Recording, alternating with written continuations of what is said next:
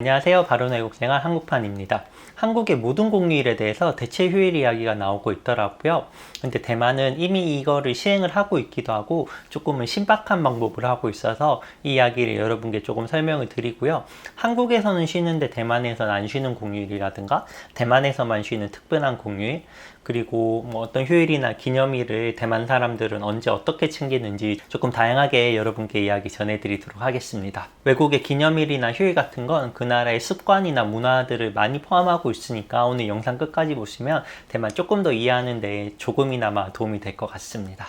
먼저 대만도 주 5일 근무를 시행하고 있기 때문에 휴일을 제외한 지난 5년간의 연휴 숫자를 조금 살펴봤는데요. 대만이 2017년부터 17일, 14일, 17일, 20, 21, 한국이 2017년부터 17일, 18일, 16일, 17일, 15일 최근 5년간 휴일 숫자를 보면 뭐 대만이나 한국이나 큰 차이는 없지만 대만이 아주 조금 근소하게 많은 걸 알 수 있는데요.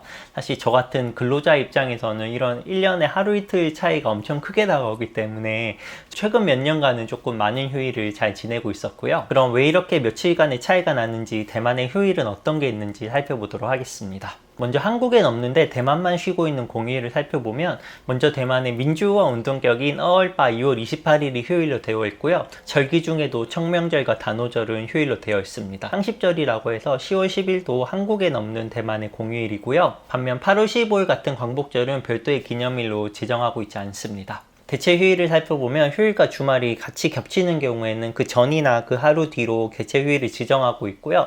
한국과 조금 다른 점이 한 가지 있다면, 이렇게 뭐 일요일이나 화요일 그리고 중간에 징검다리 휴일이 되어 있으면 이 징검다리 휴일은 보통은 일반적으로 휴일로 지정을 해서 이렇게 연휴를 보낼 수 있도록 해주고요. 대신 이렇게 중간에 일을 안 하는데 휴일로 지정된 날은 그 다음 주 토요일에 보충 근무를 하게 되어 있어요. 그래서 징검다리는 연휴로 만들어주는 대신 그 다음 주 토요일은 보충 근무를 함으로써 전체적인 근무일은 똑같이 하고 있는데요.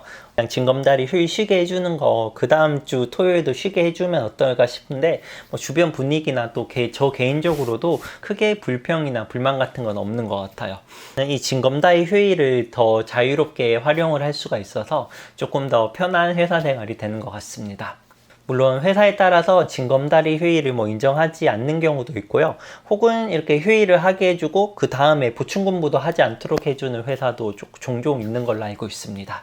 그리고 대만은 이외에도 팅판 팅커라고 해서 태풍이 오는 날 태풍 휴무가 지정되기도 하는데요. 보통은 태풍이 오기 전날 예보에 따라서 미리 지정이 되는데요. 태풍의 진로가 확실하지 않다라고 하면 출근하는 당일 혹은 등교하는 당일에 팅판 팅커라는 공지가 별도로 나오기도 해요. 그래서 태풍이 온다는 소식이 있으면 이제 마트 같은 데 줄 서서 식료품 사는 사람들도 많아지고, 그와 동시에 혹시 내일 출근 안 해도 되나, 내일 등교 안 해도 되나 하는 기다리는 이야기들을 이렇게 막 친구들이랑 이야기하는 것도 있습니다. 네, 그래서 간혹은 태풍 휴무를 없애야 된다는 이야기들도 가끔은 나오고 있는데요. 계속해서 태풍 휴무가 있는 걸 보면 아무래도 안전 우선주의이기 때문에 이렇게 하고 있는 것 같아요.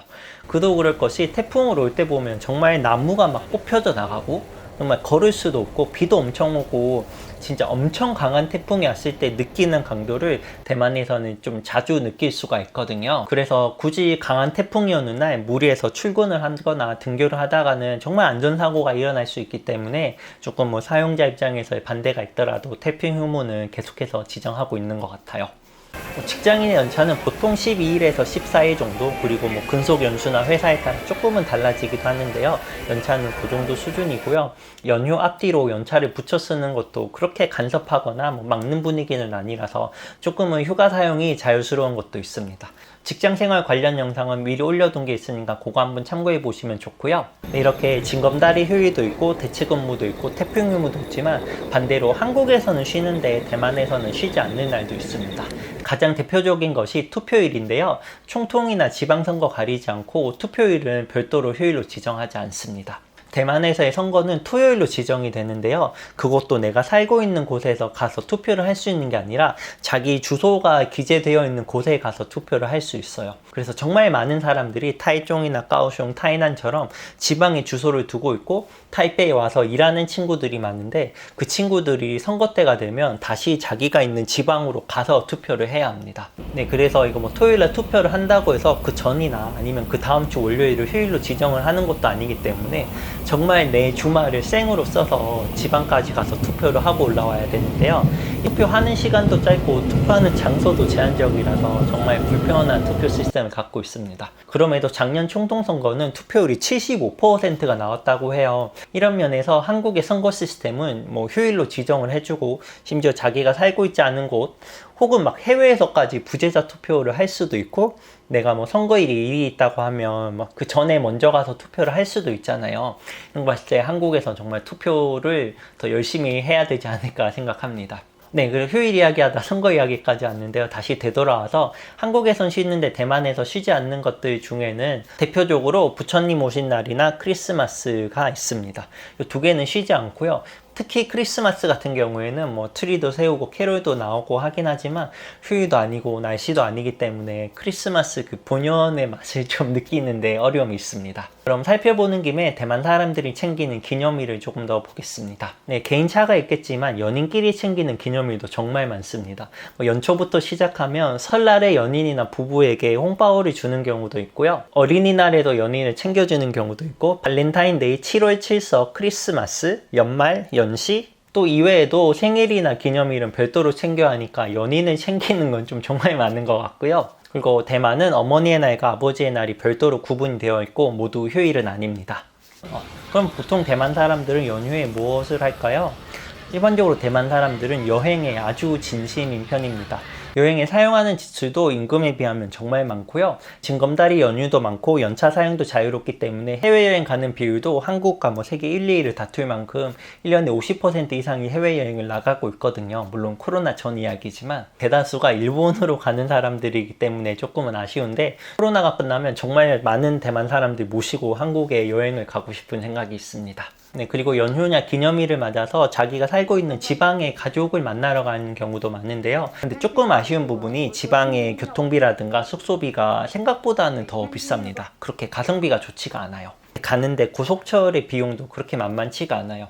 1시간 정도 걸리는 타이중에 가는데 가격이 뭐 편도로 32,000원, 왕복으로 하면 거의 6만원이 조금 넘고요. 그것보다 조금 더 멀리 있는 까오슝이나 타이난에 가게 되면 뭐 왕복 가격이 거의 8만원에서 10만원에 육박하기 때문에 국내 여행을 위한 고속철의 가격도 그렇게 만만치는 않은 편입니다. 국내 숙소도 그렇게 가성비가 좋은 편은 아닌데요. 지금 보여드리는 호텔이 타이종에 있는 조금 고급 호텔이긴 하지만 1박에 거의 뭐 20만 원이 넘는 금액이거든요. 이 가격이면 다른 외국에 가도 더 넓고 더 좋은 컨디션에 갈 수 있기 때문에 어떻게 보면 한국에서도 국내 여행이 너무 비싸서 해외여행 간다고 하시는 분들이 있잖아요. 대만에서도 이런 이야기가 조금 많이 나오고 있는 실정입니다.